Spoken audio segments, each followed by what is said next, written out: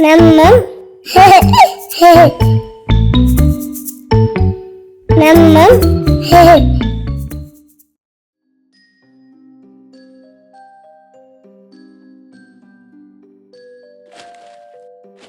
சனா ஸ்கூல்ல இருந்து வீட்டுக்கு வந்தா. அவ ஹோம்ஒர்க்ஸ்லாம் முடிச்சுட்டு லைட் ஆஃப் பண்ண போகும்போது தூரத்துல ஏதோ வெளிச்சம். என்னன்னு பார்த்தா பாட்டில் ஃபுல்லா மின்மினி பூச்சி. இதை யார் எங்க வச்சா அப்படின்னு சனா கோவப்பட்டா. சனா, அதை நான் தான் கொண்டு வந்தேன். அப்படியா, இதை நீ கொண்டு வந்தியா? உனக்கு இது எப்படி கிடைச்சதுன்னு சனா கேட்டா.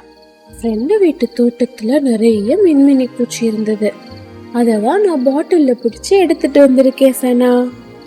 நல்லா இருக்குல்ல? இல்ல, கண்டிப்பா இதை இப்படி பிடிச்சலாம் வைக்க கூடாது. இதை நான் வெளியில விட தான் போறேன் அப்படின்னு சனா சொல்லிட்டு அதை வெளியே விட்டுட்டா. பாட்டிலை திறந்து விட்ட வேகத்தில் மின்மினி பூச்சி எல்லாம் ரொம்ப அழகாக வெளியில் பறந்து போயிடுச்சு. அப்போ ஒரு நாள் சனாவும் ரயானும் அவங்கவுங்க ரூமில் படிச்சுட்டு இருந்தாங்க. அப்போ திடீர்னு கரண்ட் போயிடுச்சு.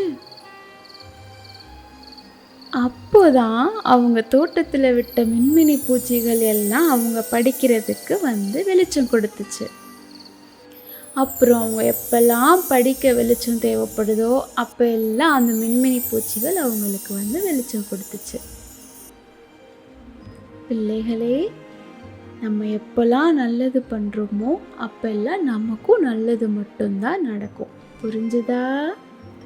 செல்லுங்களே, உங்களுக்கும் இந்த கதை பிடிச்சிருந்துச்சுன்னா லைக் பண்ணுங்க, ஷேர் பண்ணுங்க, கப் கேக் பண்ணுங்க.